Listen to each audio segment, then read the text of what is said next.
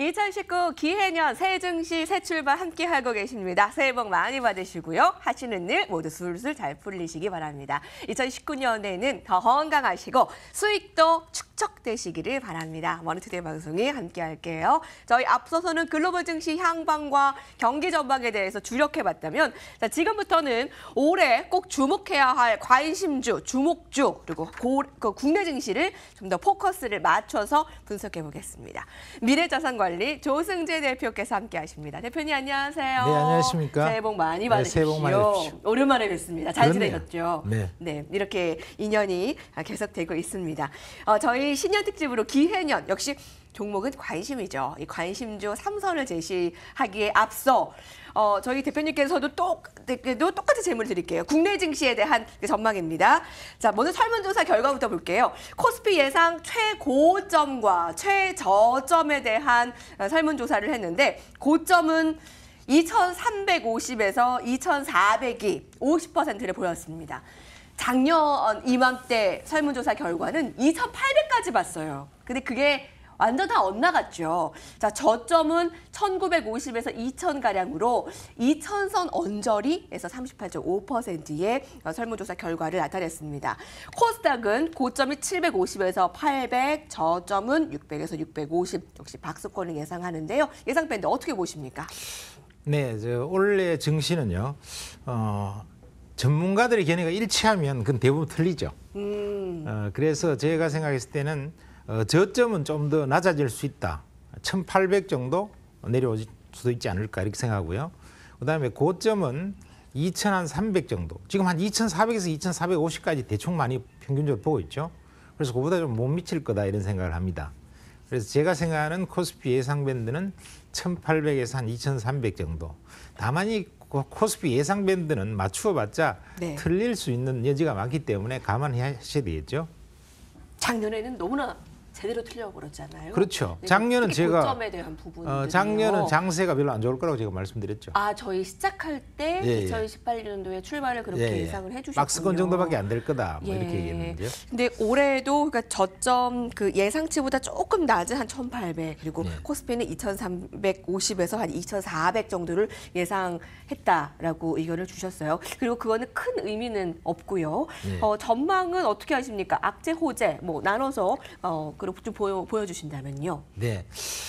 일단 잘 아시겠습니다만은 기본적인 악재는 글로벌 경기가 이미 침체 국면으로 들어갔다는 거죠. 그건 확실하죠. 앞서 저희 일부에서 얘기한 거에 네, 다 했죠. 하시고. 뭐 예. 그건 전 세계가 네, 동시에 경기 고점은 찍었다는 것은 확실합니다. 그것의 가장 특징적인 팩트는 뭐냐면은 경기 선행지수가 지금 7개월 이상 연속으로 하락하고 있다는 거죠. 경기가 꺾인 건 맞아요. 그리고 또 한 가지는 글로벌 부채 리스크가 상당히 커진 것은 맞습니다. 금리가 좀 올라 있는 상태에서 부채가 너무 많이 커져 있죠. 그 부분에 대한 리스크는 맞는데 또 그 반면에 호재가 있죠. 이 호재는 뭐냐면은 첫 번째는 미국과 중국의 무역 분쟁은 타결될 것이라는 거예요.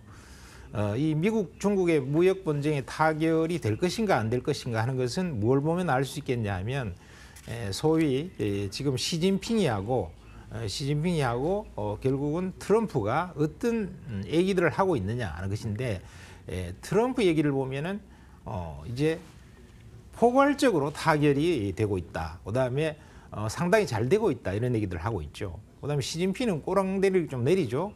그래서 상당히 양보를 해가면서 윈윈하는 전략으로 가자. 이 얘기 속에서는 이미 타결될 거라고 하는 것이고 비교적 포괄적인 협상을 타결이 된다는 얘기예요. 네, 그럼 네. 이건 굉장히 호재죠. 그다음에 금리 인상은 거의 이제 중단될 겁니다.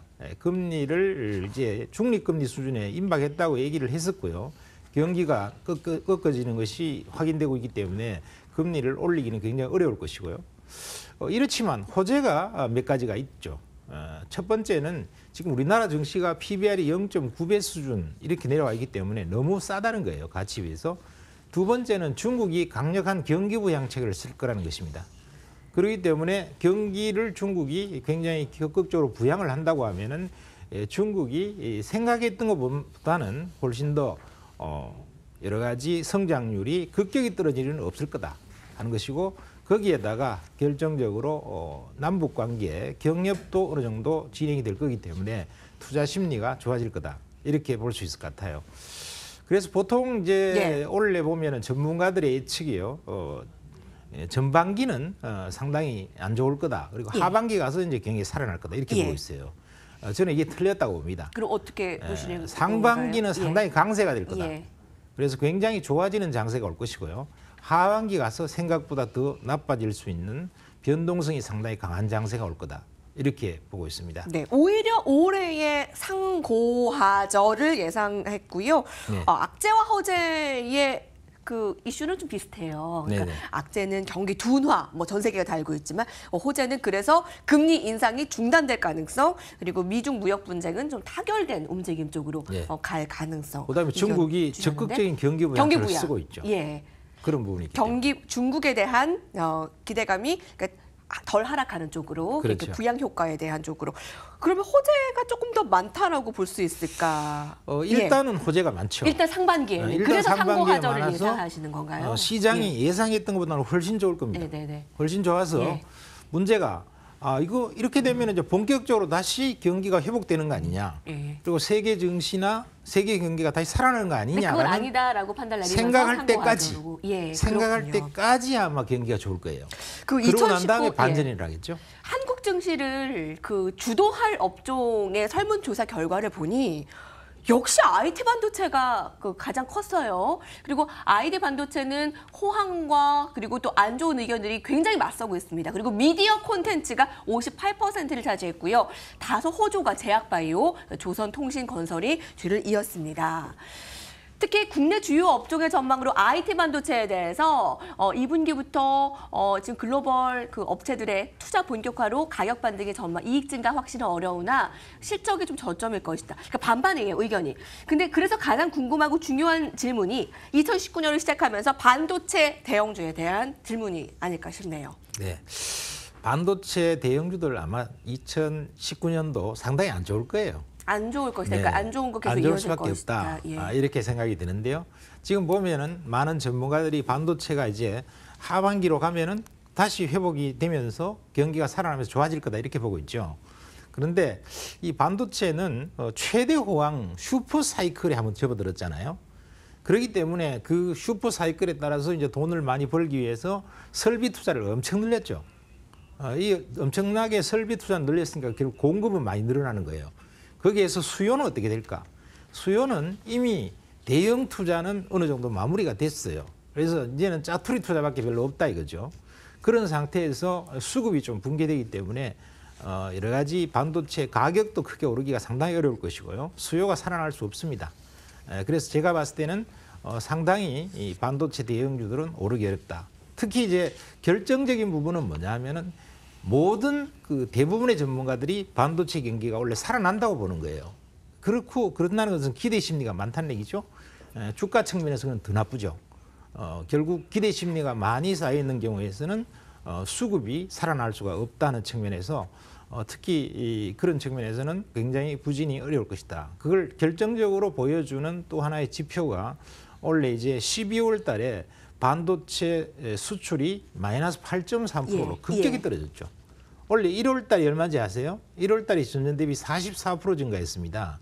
그런데 매월 계속적으로 내려와서 드디어 11월 달에는 마이너스 8%까지 꺾어졌다는 것은 굉장히 어렵다 하는 것을 나타내는 거죠. 반도체가 굉장히 어렵다라는 측면이 수출로서 급격히 하락한 측면으로 봤을 때 보여지고 아마 상당히 반도체는 작년 하반기에 이어서 쭉 안 좋을 것으로 그러니까 기대감이 많이 있다는 것 자체가 별로 안 좋은 거예요.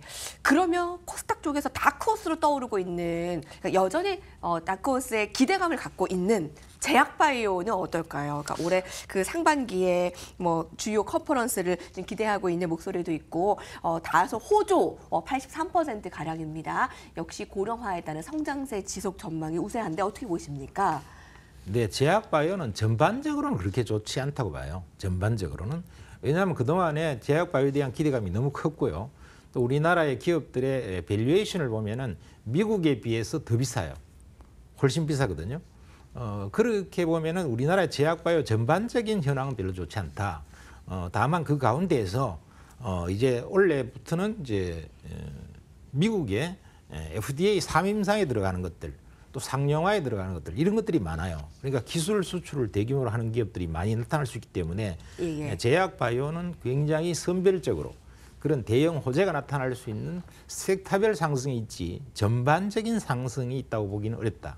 이렇게 보면 될 것 같습니다. 선별적으로의 상승이지 전반적인 상승은 아닐 것이다라고 예를 했는데 들면 미국의 바이오를 보면요, 미국 바이오도요, 암젠 같은 기업들을 못 올라요.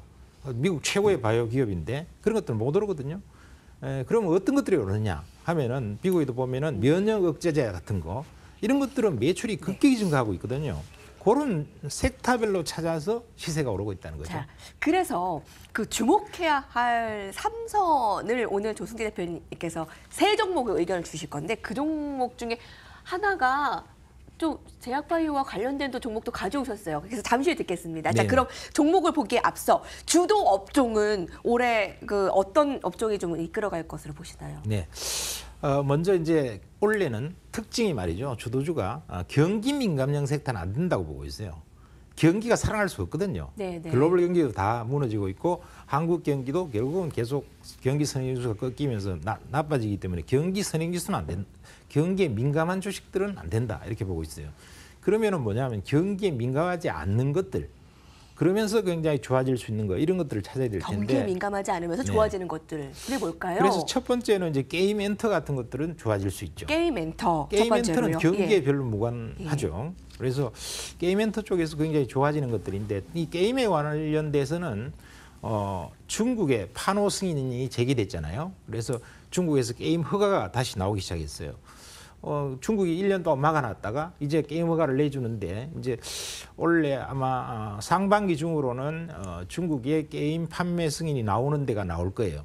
그런 것들이 이제 좀 올라갈 수 있겠죠. 그중에서 특히 중국의 수혜를 받을 수 있는 종목이 될 거고요. 두 번째는 엔터 쪽. 엔터 쪽은 뭐 방탄소년단의 한류 대단하죠. 이 엔터 쪽은 방탄소년단의 한류 이 붐은요 결코 일과성이 아니고 지속화될 수 있는 굉장한 바람으로 봅니다. 그래서 여기에서 동참해서 성장할 수 있는 것들. 그다음에 이제 수소 전기차는 정부 육성책으로 예. 현대차가 이제 2030년까지 8조 투자하겠다 그랬고 산자부에서도 집중 육성 정책을 냈기 때문에 이런 측면에서 비교적 종목들이 좀 더 오를 수 있다. 예. 다만 단기적으로 좀 오른 것들이 조정을 좀 받으면서 갈 수 있기 때문에 예. 매수 타이밍과 매도 타이밍에 대한 것을 잘 찾아야 될 거고요. 예. 그다음에 이제 5G가 이제 3월부터 본격적으로 열리잖아요. 5G는 굉장한 혁명이에요. 이게 4차 산업혁명의 핵심 인프라죠. 그래서 초연결, 그다음에 초지연을 해결하는 문제, 또 초속도 문제, 한 20배 빠른 거죠. 어마어마한 고속도로가 뚫리고 초지연 문제 이것도 해결이 되고 초연결, 그래서 어마어마한 기기들이 연결되기 때문에 이런 것들의 서비스가 돈으로 환산되는 섹터들 이런 것들은 이제 아직 기업들은 제대로 안 나오고 있어요. 그렇지만 통신사들도 새로운 서비스를 통해서 돈을 예. 더 벌 수 있으니까 통신사도 괜찮을 거다 이렇게 보고 있습니다. 예. 그다음에 이제 제약바이오 같은 경우는 전반적인 제약바이오 종목이 되는 것이 아니고 예. 그 중에서 특별히 기술 수출이 된다든가 예. 상용화 가능하다든가 폭발적인 성장이 기대되는 이런 쪽에서 선별해서 보면 되겠다는 것이고 예. 기타로 보면 우리가 대북 경협주 같은 경우도요. 예. 지금 원래 대북 경협 좋아질 겁니다. 트럼프가 아마 거기에 대해서 상당히 좋은 그런 방향으로 진행을 할 것이고요. 김정은 역시 마찬가지예요. 김정은이는 전쟁은 절대 못하거든요. 전쟁을 하면은 자기가 자살골이 되기 때문에 김정은이가 똑똑해요, 머리가. 그렇기 때문에 김정은이는 이번에 패를 원래 네. 안 풀면 방법이 없어요. 예. 반드시 패를 풉니다. 예. 그리고 트럼프하고 시진핑하고도 타결을 할 거거든요. 그 와중에서 누구를 끼워넣느냐? 북한을 끼워넣었죠. 그래서 미국과 중국이 협력하는 가운데서 무역도 협력하지만 또 한 측면에서는 남북 관계도 협력을 하겠다고 하고 있어요. 그러니까 결국 이 문제도 풀릴 거예요. 네. 자, 한 7가지로 한번 요약이 될 것 같아요. 네. 게임, 엔터, 그리고 수소전기 이 부분 정부 육성체, 그리고 5G 부분은 정말 혁명이다. 그리고 제약바이오는 앞서 얘기한 대로 선별적으로, 마지막으로 남북 경협주. 자, 이 안에서 주목해야 할 관심주 3선의 힌트를 얻어볼 수 있을까요? 첫 번째 종목은 어떤 종목을 꼽아오셨어요? 2019 유망주입니다, 여러분. 네. 첫 번째는요. 우리가 방탄소년단의 한류의 바람을 우리가 우습게 보면 안 될 것 같아요. 네. 이 방탄소년단의 한류의 바람을 왜 우습게 보면 안 되느냐. 첫 번째는 이 방탄소년단의 붐이라는 것은 비틀스 이후에 최대 예를 들면 붐이라고 얘기하고 있고 선정부고요. 그리고 아미라고 하는 막강한 팬 군단들이 그걸 뒷받침을 해주기 때문에 쉽게 안 꺾어진다고 하는 것이고요. 그다음에 두 번째 포인트는 뭐냐 하면은 두 번째 포인트는 유튜브 마케팅 전략만으로 이 방탄소년단이 이런 세계적인 붐을 불러일으켰다는 거예요. 뭐 적극적인 미국에서 마케팅을 전면 전개한 것도 아니고요. 오로지 온리 유튜브만을 이용하면 돈이 안 들죠. 그러니까 비용이 없이 세계적인 붐을 일으키는 데 성공했고 그 붐을 만들어낸 빅히트 엔터테인먼트는 지금 조 단위의 유니콘으로 등장했다는 것이죠. 그러면 지금 제일 좋은 것은 빅히트 엔터테인먼트에 투자하면 제일 좋은데 이게 지금 등록이 안 돼 있잖아요. 증권시장에 등록이 안 돼 있다 보니까 그러면 그와 가장 유사하게 지금 유튜브 마케팅을 전개하면서 따라갈 수 있는 게 뭘까? 이렇게 따져보면 첫 번째가 바로 YG 엔터테인먼트다. 이렇게 저는 꼽습니다. 한류의 영향을 무시할 수 없다. 이렇게 그렇죠. 세계적인 이런 측면의 영향이 올해에도 계속될 것인데 앞서서 국내 주요 업종 전망에서 저희 머니투데이 설문조사에 따르면 IT보다도 더 많은 그 설문조사의 결과 분석이 그 미디어 콘텐츠였습니다. 그 의견에 좀 같이 하시는 것 같고요. 뭐 미디어 콘텐츠 전체적으로는 별로 뭐 그렇게 커서 좋다고 생각 안 하는데요. 엔터 쪽으로 조금 더 엔터 쪽으로 가서 엔터 쪽으로 가서 이 방탄소년단의 이 흐름에 동참하면서 유튜브를 활용해서 대박이 터질 기업이 뭘까 하는 거예요. 그럼 꽉 집어서 YG 그걸 할 수 있는 엔터를 기업이다는 주셨는데 거예요. 어떤 YG 엔터는 가져갈까요? 싸이가 한번 대박 터뜨린 바 있죠. 근데 그 싸이의 전략이 뭐예요? 유튜브를 이용한 거예요. 근데 YG가 그러니까 유튜브로 한번 대박을 터뜨렸다는 거예요. 한번 해본 거야. 그다음에 이제 블랙핑크라는 신아이돌 그룹들 이걸 필두로 해서 몇몇 개 기업들이 대단한 몇몇 개 신아이돌들이 활약을 지금 원래 대단히 할 것 같아요. 그리고 빅뱅 돈 버는 기계에 해당되는 YG의 빅뱅이 원래 귀환하잖아요. 군대에서 나오면서. 그러니까 된다는 것이고요. 이 가격 전략으로 보면은 뭐 지금 추격 매수를 굳이 할 필요는 없다고 봅니다. 조금 올라 있거든요. 그러니까 한 4만 5천 원 이하로 이렇게 조정을 좀 받을 때 사면 좋지 않을까 이런 생각이 들고요. 한 21선 뭐 이런 정도. 그다음에 이제 매도 가격은 한 6만 2천 원 정도. 이 정도 보면 될 것 같고. 지금 한 4만 7,500원 가량이거든요. 조금 밀릴 때 사면 될 거다 하는 얘기죠. 손절가는 한 3만 9천 원, 4만 원 깨면은 한번 해보는데 그런 일은 별로 없을 것 같은데요. 어쨌든 YG 엔터는 올해 굉장히 폭발적인 성장을 할 가능성이 상당히 높아 보입니다. 폭발적인 성장세의 목표가 6만 2천 원까지 바라보는 YG 엔터입니다. 오늘 2019 관심주 세 종목 가운데 첫 번째 포문을 연 거 YG 엔터였고요. 두 번째 종목은 어떤 건가요? 자, 두 번째는요. 제가 아까도 말씀드렸듯이 원래 중국에서 나타나는 굉장히 큰 변수 중에 하나는요. 게임에 대해서 판매 승인, 이 소위 판호를 갖다가 중국 정부에서 시작했다는 거예요. 규제 완화. 규제 완화, 그렇죠? 그쪽을 좀 그렇죠. 가지고 가라고요. 그래서 이제 그동안에는 중국에 우리나라 게임 회사들이 전혀 진출을 못했죠. 중국 시장이 사실 게임에서 세계 1위거든요. 38조짜리 시장으로 세계 최대 큰 건데 그 시장에 한국 게임 회사들은 진출을 못했으니까 게임주들이 박살이 났죠. 그래서 완전히 바닥권으로 떨어졌기 때문에 사실 주식에서 제일 좋은 것은 낙폭과대가 기본적으로 깔리고 좋아질 변수가 생기는 게 좋은 거죠. 그런데 그 낙폭과대 변수가 깔렸고요. 그다음에 두 번째는 이게 웹젠이라는 회사가 중국 판호 승인이 재개되면 최대 수혜 종목이에요. 왜냐하면 주로 이제 하고 있는 라인업들이 보면 중국 취향의 인기 게임이에요. 그러다 보니까 중국이 이 판매 재개를 승인을 하게 되면 아마 승인이 올 상반기 중에 할 것 같아요. 그렇게 되면 웹젠이 상당히 수혜를 받으면서 실적이 좋아질 거다. 그리고 이미 그 중국 판호의 승인과 승인과 별도로 실적 자체가 바닥은 찍었어요. 예. 그리고 실적도 상당히 좋습니다. 그래서 영업이익 같은 것도 이제 상당한 수준에 와 있는 우량주기 때문에 괜찮다는 것이고요. 그럼 매수 가격은 한 2만 원이야. 예. 이 정도면 아마 충분히 괜찮지 예. 않을까 이렇게 생각합니다. 21,300원 현재 주가보다 조금 낮은 2만 원 이하에서 매수한다면 그렇죠. 더 좋고. 조금 좋겠고 뭐 예를 들면 분할 매수해도 좋겠죠. 분할 매수해서 지금 가격이 바닥권 수준이니까 뭐 안 잡힐 염려도 있으니까요. 조금씩 분할해 가면서 매수를 해서 하고 매도 단가는 아마 3만 원 이상에서는 충분히 팔 수 있을 것 같아요. 예. 그리고 이제 판호 승인이 나오면은 예. 3만 원보다 훨씬 더 큰 시세가 나오지 않을까 이렇게 생각되고 손절가는 한 18,000원 이하 이 정도 잡으면 되지 않을까 싶습니다.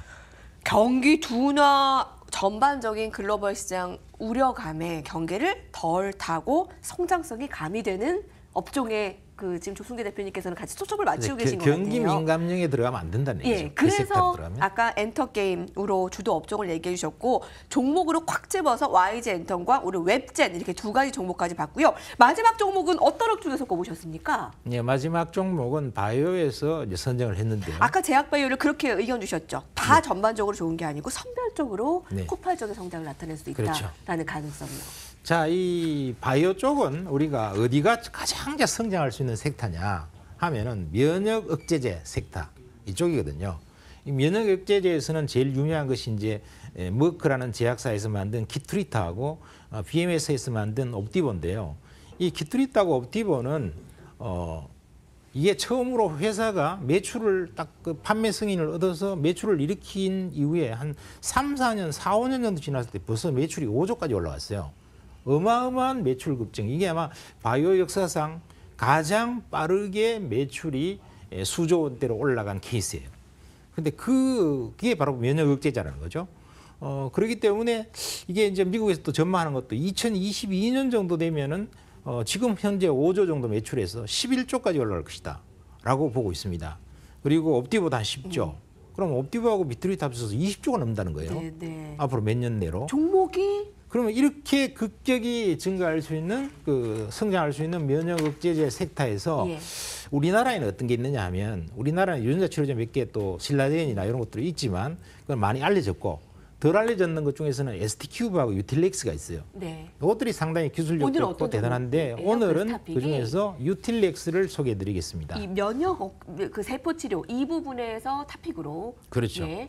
그래서 이것의 추천 이유는 뭐냐면 첫 번째가 CEO, 이 바이오 회사는 가장 중요한 것이 CEO예요. 그래서 CEO가 국립암센터의 면역세포치료 사업단장 출신의 권병세 대표가 설립했다는 거예요. 그리고 T세포 치료제 임상 2상이 진행 중에 있다. 상당히 진행이 많이 되고 있죠. 그래서 기관 수요 예측 경쟁률이 597대 1입니다. 그래서 미국 시장에는 2022년에 면역항암제 출시 목표를 갖고 있기 때문에 상당히 아주 긴 것도 아니에요. 뭐 출시 제대로 하려면 10년 걸리는데요. 이제 뭐 한 3년 내로 출시한다. 이러면 기술 가치가 지금부터 반영돼야 되거든요. 지금 현재 보면은 시총이 1조가 채 안 돼요. 이 면역항암제에서 기술력이 대단히 있다 그러면요.